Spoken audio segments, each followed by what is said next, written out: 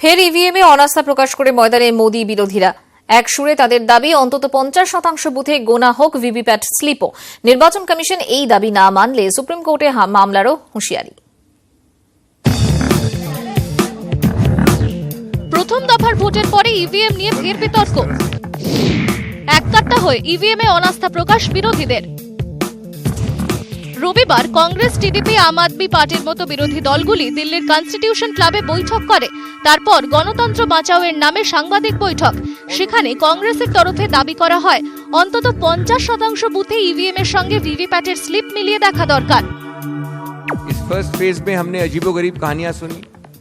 Button x party का दबाव vote Y party को जाता है। वीवीपीएटी की बात करते हैं 7 सेकंड तक दिखेगा, दिखता सिर्फ 3 सेकंड तक है, 4 सेकंड तक है। वीवीपीएटी की जो पेपर ट्रेल है वो न्यूनतम 50% हद तक गिने। इससे सबसे बड़ा सुरक्षा चक्र मिलता है और यही मांग हम पुनः उच्चतम न्यायालय में करेंगे।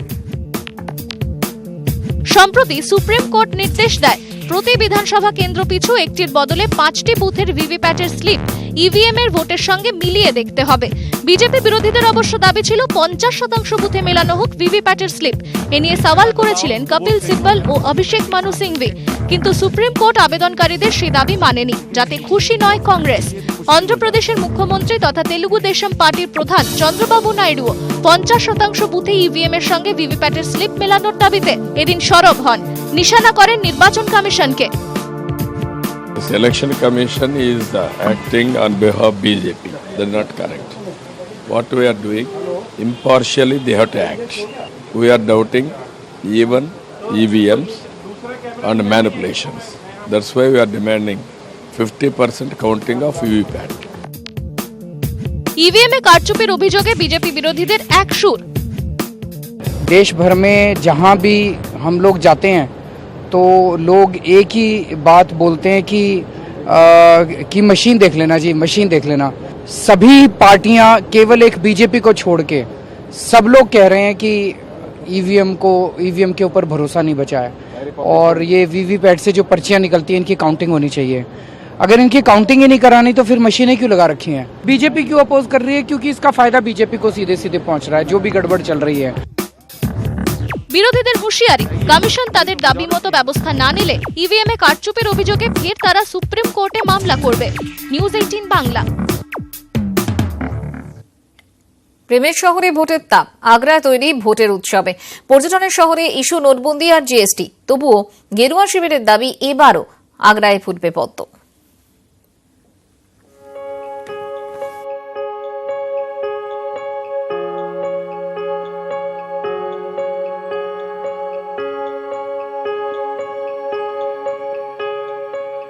এই মিনারে মাথা নত করে প্রেম, এই শুভ্রতায় সময় কাটাতে ছুটে আসে বিশ্ব।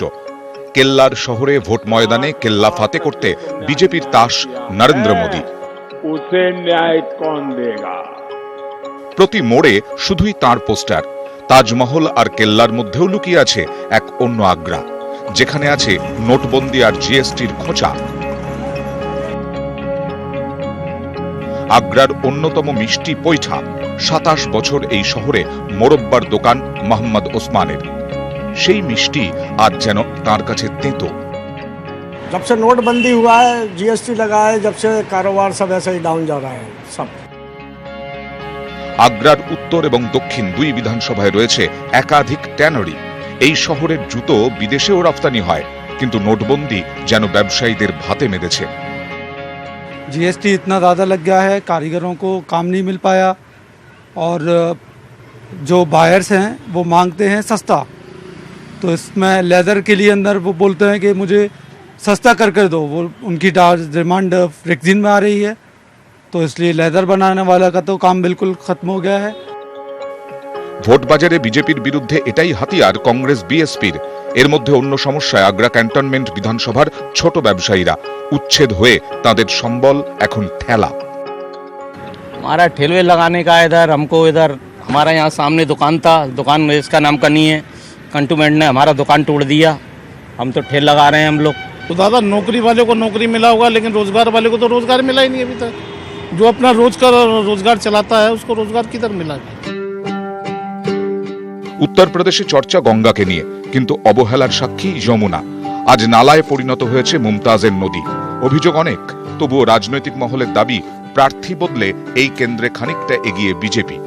যদিও জোট বেঁধে থাকা বাকি রাজনৈতিক দলগুলি সেখান থেকে নিজেদের জেতার রাস্তা খুঁজে বার করার মরিয়া চেষ্টা করছে আগ্রা জুড়ে।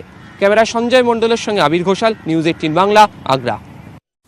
বাংলায় বিজেপি 23 আসন ভিত্তিহীন। ভোট ময়দানে বিজেপি সভাপতি অমিত শাহর অঙ্ককে এভাবেই উড়িয়ে দিলেন কৃষ্ণনগরের প্রাক্তন সাংসদ সত্যব্রত মুখোপাধ্যায়। নিউজ 18 বাংলাকে দেওয়া এক্সক্লুসিভ সাক্ষাৎকারে তিনি জানালেন, আদবানি যোশীদের মতোই মোদির বিজেপিতে আজ তিনি খরচের খাতায়। বয়সের দোহাই দিয়ে এবারের লোকসভা নির্বাচনে তাকে প্রার্থী করেনি বিজেপির কেন্দ্রীয় নেতৃত্ব। যে আমাকে সিট না দেওয়া বা প্রার্থী না করার জন্যে শীর্ষ নেতৃত্ব খানিকটা দায়ী। আর তারা যদি ভেবে থাকেন যে আমাকে ছাড়া ইলেকশন লড়বেন তারা সাকসেসফুলি, তাহলে আমার মনে হয় সেটা তারা ভুল করছেন। পাগলাচণ্ডী সেতুর উপর থেকে এখনো দেখা যায় কৃষ্ণনগরের মুকুজ্জেদের বাড়ির উচ্চতাকে। শরীরে বয়সের থাবা, তার থেকেও বেশি ভারী মন। 13 বছর আগে তার হাতেই প্রথম পদ্ম ফুটেছিল কৃষ্ণনগরে। 13 বছর পর বদলে যাওয়া বিজেপিতে তিনি এখন ব্রাত্য। ঠিক যেমন গান্ধীনগরে লালকৃষ্ণ আদবানি আর কানপুরে মুরলী মনোহর যোশী।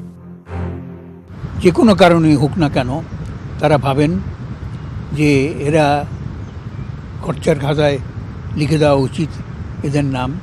সুতরাং তারা তাদের বিবেচনায় যদি ভেবে থাকেন যে ওদের প্রার্থী করার কোনো মানে হয় না, তাহলে সেই হিসেবেই তারা করেছেন। বেশ কয়েক বছর হয়ে গেল কৃষ্ণনগর বিজেপির অধরা।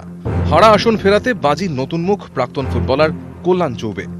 প্রার্থী তার স্নেহধন্য, তবুও কোথাও যেন এই কেন্দ্রের তৃণমূল প্রার্থী মহুয়া মৈত্রের প্রতি বেশি আস্থাশীল সত্যব্রত মুখোপাধ্যায়। নির্বাচনের আগে থেকেই বিজেপি সভাপতি অমিত শাহ লাগাতার দাবি করছেন রাজ্যে এবার 23টি আসনে জয় পাবে বিজেপি। সেই অঙ্ক ভুল বলে দাবি জুলুবাবুর। কিছুটা পাবে, হয়তো জিরোর জায়গায় 5টা হতে পারে, 10টা হতে পারে, কিন্তু ওই যে 23টা সেটা আমি বিশ্বাস করি না। তবে একক বিরাটভাবে যে একেবারে পাবে, সংখ্যাগরিষ্ঠতা পাবে তা নয়। রাজ্য বিজেপির এই প্রবীণ নেতার মতে রাজ্যে যে 23টি আসনের দাবি জানাচ্ছেন অমিত শাহ, তার কোনো ভিত্তিই নেই। ক্যামেরায় হিমাদ্রি দাসের সঙ্গে অরূপ দত্ত, নিউজ 18 বাংলা, কৃষ্ণনগর।